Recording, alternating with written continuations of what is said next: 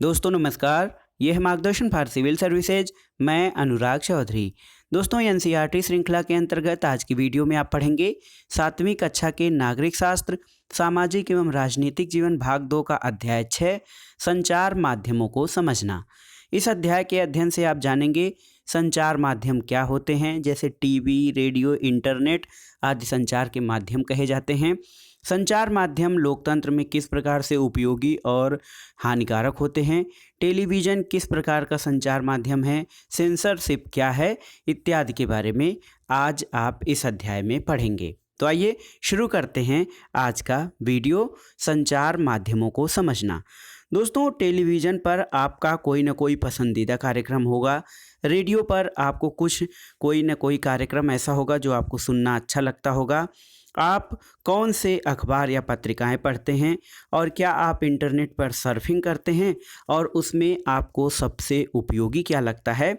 इसके अलावा आप उस शब्द को जानते हैं जो प्रायः सामूहिक रूप से रेडियो, टीवी, अखबार, इंटरनेट और संचार के अन्य साधनों के लिए प्रयोग में लाया जाता है। दोस्तों ये शब्द है मीडिया। मीडिया कई प्रकार की होती है, जैसे इलेक्ट्रॉनिक मीडिया, प्रिंट मीडिया, लेकिन इन सबको जो संयुक्त रूप से कहा जाता है संचार माध्यम। दोस्तों इस पाठ में, इस अध्याय में आप मीडिया यानी संचार माध्यमों के बारे में पढ़ेंगे। दोस्तों स्थानीय मेले की दुकान से लेकर टीवी के कार्यक्रम तक जो आप देखते हैं, इन सबको संचार माध्यम यानी मीडिया कहा जाता है। मीडिया अंग्रेजी के मीडियम शब्द का बहुवचन है और इसका अर्थ होता है वे सब तरीके जिनके द्वारा हम समाज में विचारों का आदान प्रदान करते हैं। तो समझ लीजिए, मीडिया शब्द जो है वो जिसका अर्थ होता है संचार माध्यम, ये अंग्रेजी भाषा के मीडियम शब्द का प्लूरल है यानी बहुवचन है और इसका अर्थ होता है वे सभी तरीके जिनके द्वारा हम समाज में अपने आसपास विचारों का आदान प्रदान करते हैं। मीडियम का अर्थ माध्यम होता है और इसीलिए मीडिया का संदर्भ संचार माध्यमों से होता है। इसीलिए दोस्तों हर चीज़, जैसे फ़ोन पर बात करने से लेकर टीवी पर शाम के समाचार सुनने तक को मीडिया कहा जा सकता है। टीवी, रेडियो और अखबार संचार माध्यमों के ऐसे रूप होते हैं जिनकी पहुंच लाखों लोगों तक है और देश और विदेश के अपार जनसमूह तक इसकी पहुंच है। इसलिए इन माध्यमों को जन संचार माध्यम या मास मीडिया भी कहा जाता है। तो इसके मतलब इस पैराग्राफ में आपने जाना कि मीडिया क्या है, इसका अर्थ क्या होता है, जन संचार क्या होता है यानी मास मीडिया क्या है। अब आइए जानते हैं संचार माध्यम और उनकी तकनीक।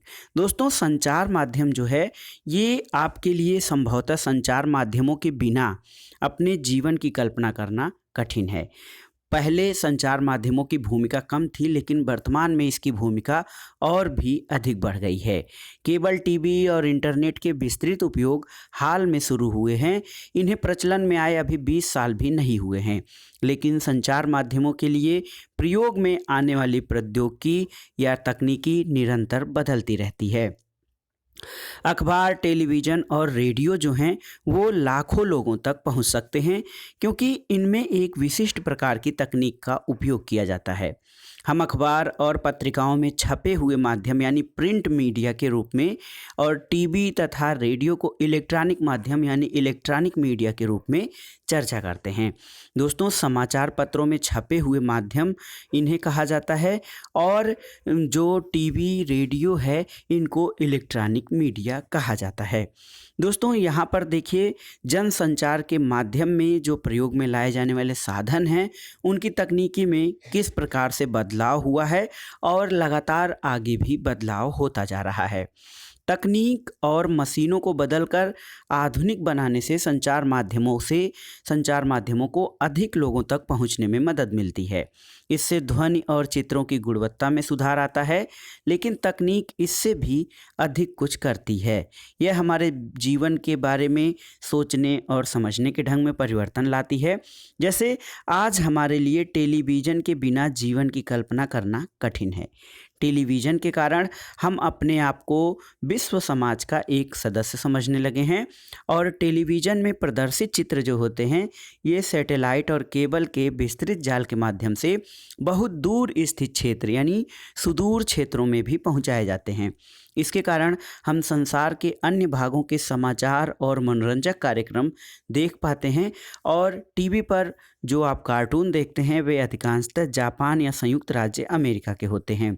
लेकिन अब हम चेन्नई या जम्मू में बैठकर अमेरिका में फ्लोरिडा के समुद्री तूफान के छवि चित्रों और उसकी वीडियो देख सकते हैं और टेलीविज़न ने दुनिया को बहुत पास ला दिया है। यहाँ पर देखिए 1940 के दशक में इलेक्ट्रॉनिक टाइपराइटर के आ जाने से पत्रकारिता की दुनिया में बहुत बड़ा बदलाव आया था। नहीं तो उसके पहले जो टाइपराइटर होते थे वो हैंडमेड या मैनुअल होते थे। संचार माध्यम और धन।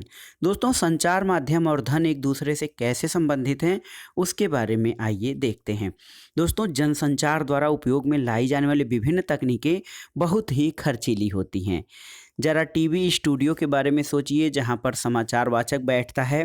इसमें लाइट, कैमरा, ध्वनि रिकॉर्ड करने के यंत्र, संप्रेषण के लिए सैटेलाइट आदि होते हैं और इनकी कीमत बहुत अधिक होती है।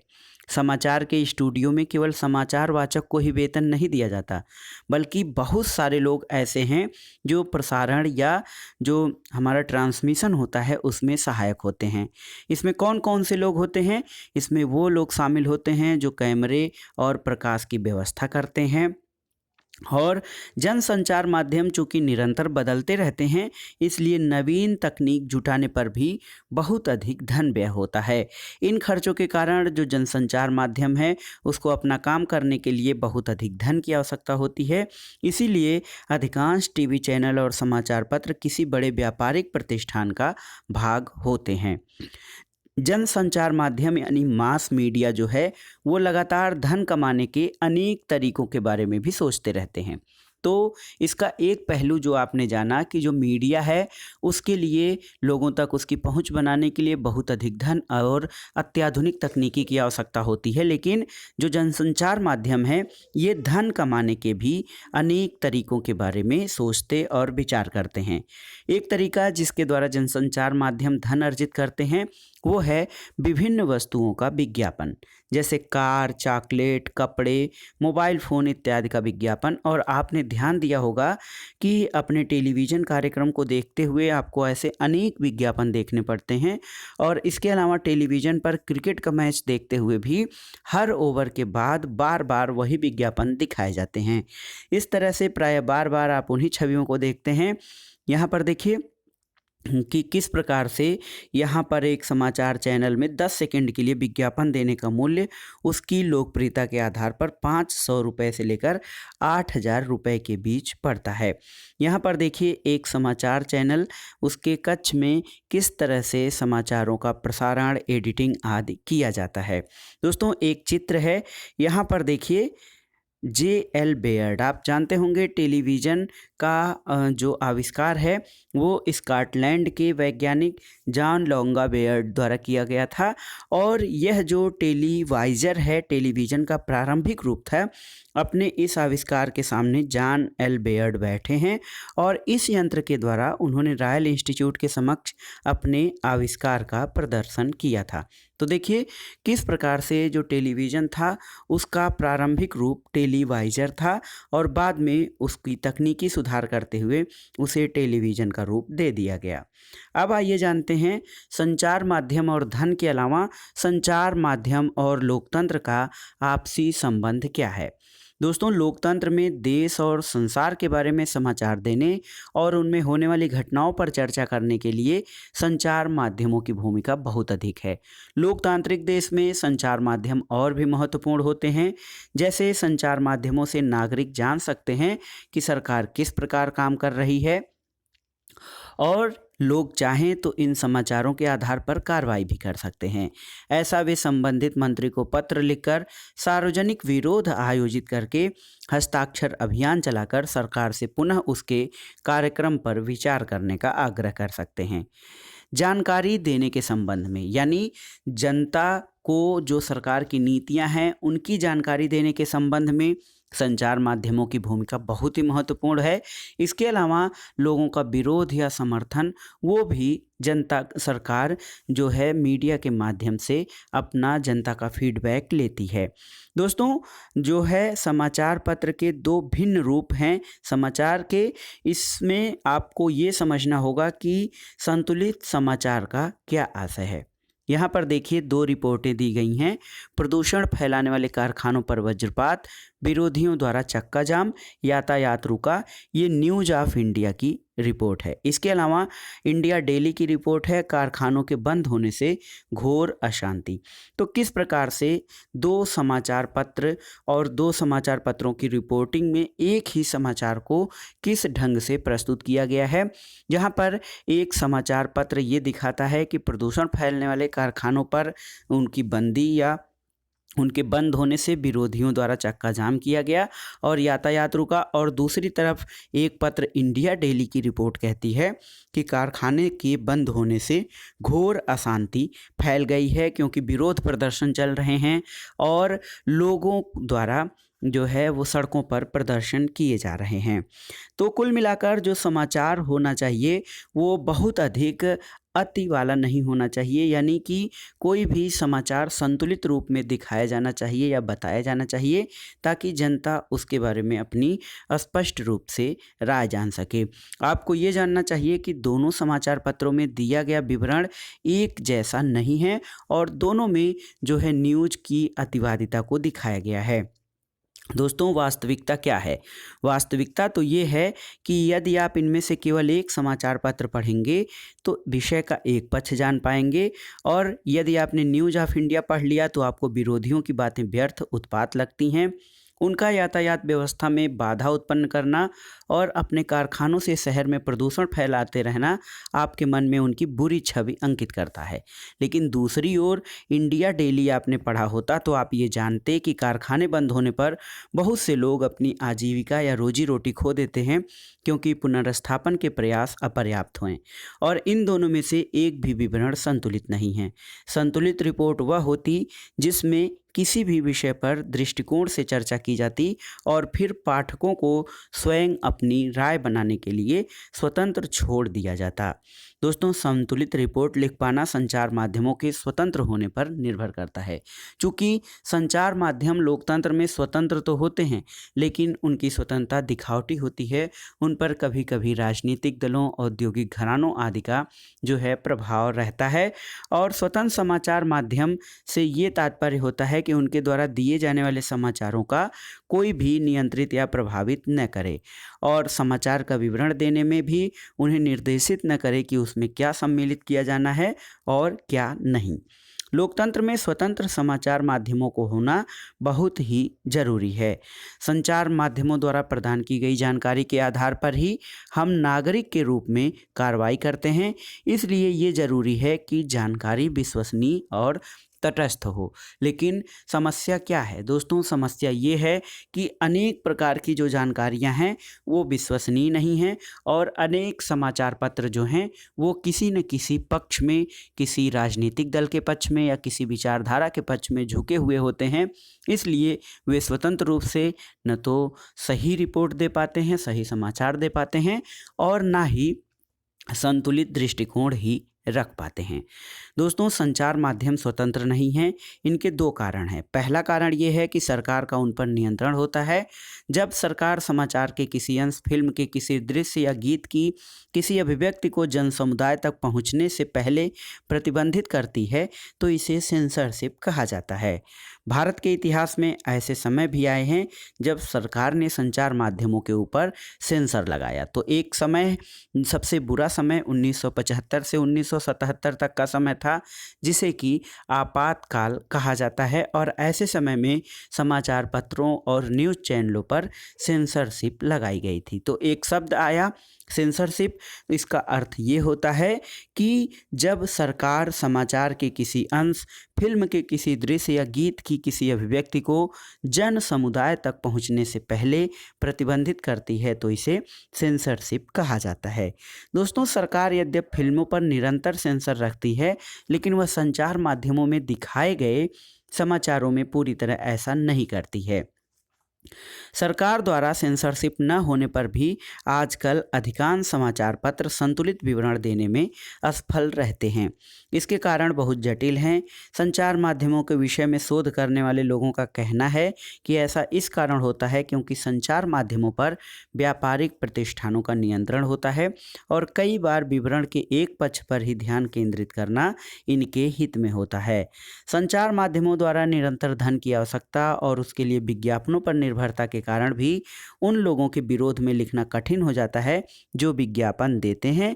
इसलिए व्यापार से ये जो हमारे टीवी चैनल हैं, ये सब व्यापारिक प्रतिष्ठानों या व्यापार से गहन रूप से जुड़े होते हैं। इसके कारण अब संचार माध्यमों को स्वतंत्र नहीं समझा जाता है। इसके अलावा जो संचार माध्यम होते हैं किसी मुद्दे के खास पक्ष पर इसलिए ध्यान केंद्रित करते हैं क्योंकि उसे विश्वास होता है कि इससे विवरण रुचिकर हो जाएगा और इसी तरह वे किसी विषय पर जन समर्थन बढ़ाना चाहते हैं तो मुद्दे के एक पक्ष पर ही ध्यान केंद्रित करते हैं। एक यहाँ पर देखिए जो केस स्टडी है, टीवी हमारे साथ क्या करता है और हम टीवी के साथ क्या करते हैं। दोस्तों, बहुत से घरों में अधिकांश समय टीवी चलता ही रहता है। हमारे चारों ओर की दुनिया के बारे में हमारे बहुत से विचार जो कुछ हम टीवी पर देखते हैं उसी से बनते हैं। यह दुनिया को देखने वाली एक खिड़की की तरह है और ये हमें बहुत ही गहन रूप से या घनिष्ठता से प्रभावित करती है। दोस्तों, टीवी में अनेक कार्यक्रम आते हैं जैसे सास भी कभी बहू थी जैसे पारिवारिक धारावाहिक, खेल कार्यक्रम जैसे कौन बनेगा करोड़पति, वास्तविक जीवन को दर्शाने वाले कार्यक्रम जैसे बिग बॉस, समाचार, खेल और कार्टून। और हर कार्यक्रम के पहले, बीच और अंत में विज्ञापन होते हैं क्योंकि टीवी का समय बहुत महंगा होता है। इसलिए केवल वे ही कार्यक्रम दिखाए जाते हैं जो अधिकतम दर्शकों को आकर्षित कर सकें। आपके विचार में दोस्तों कौन से कार्यक्रम हैं जो कि बहुत अधिक लोगों द्वारा पसंद किए जाते हैं? दोस्तों, हमें ये सोचने की ज़रूरत है कि टीवी का हम पर क्या प्रभाव पड़ता है। यह दुनिया के बारे में हमारे दृष्टिकोण, हमारे विश्वास, हमारे रुचियों, मूल्यों को बनाता है और हम संसार का अधूरा दृश्य ही टीवी दिखाता है। अपनी पसंद के कार्यक्रमों का आनंद लेते हुए भी हमें ये नहीं भूलना चाहिए कि टीवी के पर्दे से हटकर भी एक उत्सुकता भरा संसार है और दुनिया में ऐसा बहुत कुछ हो रहा है जिसकी ओर टीवी ध्यान नहीं देता है। फिल्म स्टार, सुप्रसिद्ध व्यक्तियों और धनाढ्य जीवन शैलियों से परे ऐसा संसार भी होता है जहां हम सबको पहुंचना चाहिए और विभिन्न प्रकार से अपनी प्रतिक्रिया व्यक्त करनी चाहिए और हमें ऐसा सजग दर्शक बनना चाहिए जो कार्यक्रमों का आनंद भी ले और देखे और सुने गए प्रसंगों पर ध्यान दे और उन पर प्रश्न भी उठाए। दोस्तों, मसौदा तय किया जाना। तो मसौदा क्या है, किन घटनाओं पर ध्यान केंद्रित किया जाए, यह भी समाचार पत्रों की महत्वपूर्ण भूमिका रहती है और इसी आधार पर वह तय कर देते हैं कि क्या समाचार में दिए जाने योग्य है। उदाहरण के लिए, आप किसी विद्यालय के वार्षिकोत्सव की खबर शायद समाचार में दिए जाने योग्य नहीं होती है, लेकिन यदि कोई अभिनेता उसमें मुख्य अतिथि के रूप में आमंत्रित हो जाए तो संचार माध्यमों की रुचि इसके समाचार पत्रों में शामिल करने की हो सकती है। इसके अलावा हमारा ध्यान उन मुद्दों की ओर आकर्षित करते हैं ये समाचार पत्र जो हमारे जीवन पर महत्वपूर्ण प्रभाव डालते हैं और हमारे जो विचारों को निर्मित करने में महत्वपूर्ण भूमिका अदा करते हैं। दोस्तों, इससे ये कहा जा सकता है कि जो संचार माध्यम हैं वो हमारे मस्तिष्क को प्रभावित करते हैं और हमारा मसौदा या एजेंडा तय करते हैं।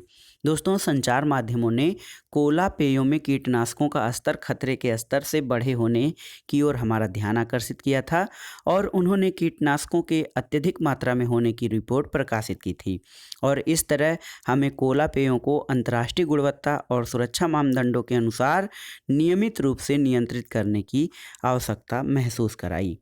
दोस्तों, उन्होंने सरकार के दबाव के बावजूद निडरतापूर्वक घोषणा की कि कोला पीना सुरक्षित नहीं है और इस वृत्तांत को पेश करके संचार माध्यमों ने निश्चित रूप से हमारा ध्यान ऐसे विषय पर केंद्रित कराने की कोशिश की है जिस पर यदि उनकी रिपोर्ट न आती तो हमारा ध्यान नहीं जाता। देखिए, यहाँ पर संचार माध्यमों में फैशन शो बहुत ही लोकप्रिय हुए हैं और लोग इनको बहुत ध्यान से देखते हैं।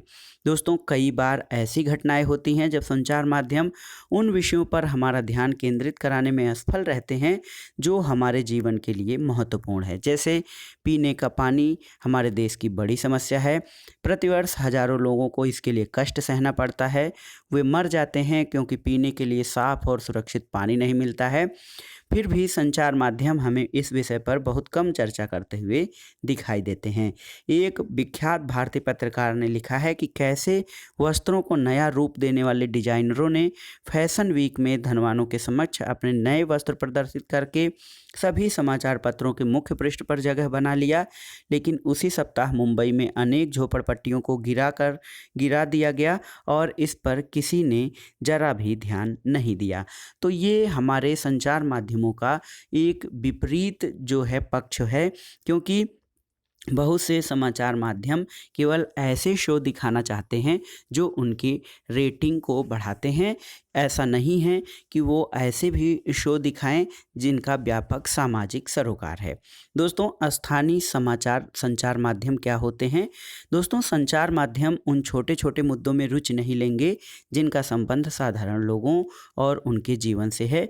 इसलिए कई स्थानीय समूह स्वयं अपना संचार माध्यम प्रारंभ करने के लिए आगे आए हैं। सामूहिक रेडियो का नाम आपने सुना होगा। कई लोग सामूहिक रेडियो द्वारा जुड़े हुए हैं और कुछ लोग काफ़ी सस्ते और आसानी से मिलने वाले वीडियो कैमरे का इस्तेमाल करके अनेक निर्धन समाजों के वास्तविक जीवन की स्थितियों पर डॉक्यूमेंट्री फिल्म भी बनाते हैं। और कभी कभी तो इन गरीब लोगों को ही फिल्म बनाने के लिए कैमरे और तकनीकी ज्ञान का प्रशिक्षण भी देते हैं। एक बहुत ही महत्वपूर्ण उदाहरण है खबर लहरिया नामक एक समाचार पत्र, जो उत्तर प्रदेश के चित्रकूट जिले की 8 दलित महिलाओं द्वारा हर 15 दिन में निकाला जाता है। स्थानीय बुंदेली भाषा में लिखित 8 पृष्ठ के समाचार पत्र में दलितों से संबंधित विषयों, स्त्रियों के प्रति हिंसा और राजनीतिक भ्रष्टाचार से संबंधित रिपोर्ट होती है। समाचार पत्र के पाठक किसान, दुकानदार, पंचायत के सदस्य, स्कूल के शिक्षक और वे महिलाएं हैं जिन्होंने अभी हाल में पढ़ना लिखना सीखा है। तो स्थानीय संचार माध्यम भी बहुत ही लोकप्रिय हो रहे हैं स्थानीय स्तर पर, जो है समाचारों के या लोगों को जागरूक करने में या सूचनाएं देने में। यहाँ पर देखिए एक बुक स्टॉल का जो है चित्र दिया गया है कि किस प्रकार से कई प्रकार की पत्र पत्रिकाएं, इंडिया टुडे, फ्रंट लाइन योजना, कुरुक्षेत्र, रियल्टी और इसके अलावा क्रॉनिकल, देखिए क्रॉनिकल है और बिजनेस टाइम्स है, इंडियन है, आईटी है और इसके अलावा इंडिया टुडे और कई पत्रिकाओं के हिंदी और अंग्रेजी संस्करण दिए गए हैं। और अनेक पत्रिकाएं कई विषयों और कुछ विशेष क्षेत्रों में निकाली जाती हैं। वो अपने विशेष क्षेत्र की रुचि के अनुसार या पाठकों की रुचि के अनुसार विषयों पर आधारित होती हैं। दोस्तों, लोकतंत्र के नागरिक के रूप में हमारे जीवन में संचार माध्यम बहुत ही महत्वपूर्ण भूमिका निभाते हैं, क्योंकि संचार माध्यमों के द्वारा ही हम सरकार के कामों से संबंधित विषयों के बारे में सुनते हैं और संचार माध्यम यह निश्चित करते हैं कि किन बातों पर ध्यान केंद्रित किया जाना है और वह एजेंडा निश्चित कर देते हैं। यदि कभी सरकार चाहे तो संचार माध्यमों को किसी घटना की खबर छापने से रोक सकती है। इसे सेंसरशिप कहा जाता है। और आजकल संचार माध्यम और व्यापार का घनिष्ठ संबंध होने के कारण संतुलित रिपोर्ट का प्रकाश में आना कठिन है। इसे ध्यान में रखते हुए हमारे लिए बहुत ही महत्वपूर्ण है दोस्तों कि समाचार से प्राप्त तथ्यात्मक जानकारी भी पूर्ण नहीं होती है, यह एक पक्षी हो सकती है। इसलिए हमें समाचार के विश्लेषण के लिए कुछ प्रश्न पूछने चाहिए और इस रिपोर्ट से आपको क्या जानकारी मिलती है, इसका पॉजिटिव और नेगेटिव पक्ष क्या है, वो जब आप किसी समाचार के बारे में सोचेंगे तब आपको समझ में आएगा कि वाकई में समाचार पत्र में कमी क्या रह जाती है। अब आइए देखते हैं दोस्तों इस अध्याय से संबंधित महत्वपूर्ण शब्द संकलन यानी शब्दावलियों को। एक शब्द है प्रकाशित, तो इसका तात्पर्य समाचार रिपोर्ट, लेख, साक्षात्कार, विवरण आदि से होता है, जिन्हें समाचार पत्रों, पत्रिकाओं और पुस्तकों में छापा जाता है जिससे उन्हें बहुत अधिक लोग पढ़ सकें। सेंसरशिप। इसका तात्पर्य सरकार की उस शक्ति या अधिकार से है जिसके अंतर्गत सरकार कुछ विवरण प्रकाशित करने या प्रदर्शित करने पर रोक लगा सकती है। प्रसारण क्या है? ब्रॉडकास्टिंग। इस पाठ में इस शब्द का प्रयोग टीवी अथवा रेडियो के कार्यक्रमों के संबंध में है जिसको बहुत बड़े क्षेत्र में प्रेषित या प्रसारित किया जाता है।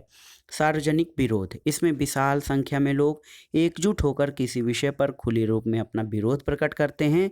यह प्रायः रैली, आयोजन, हस्ताक्षर अभियान और सड़कों को अवरुद्ध करके किया जाता है।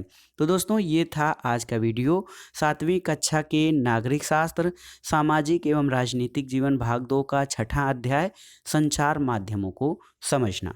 वीडियो आपको कैसा लगा हमें कमेंट बॉक्स में ज़रूर बताइएगा और ये एनसीईआरटी श्रृंखला आपके लिए कितनी लाभदायक हो रही है इसके बारे में भी हमें ज़रूर बताइएगा। वीडियो को लाइक करें, शेयर करें और इस चैनल मार्गदर्शन फॉर सिविल सर्विसेज को सब्सक्राइब करें। वीडियो देखने के लिए धन्यवाद दोस्तों। नमस्कार।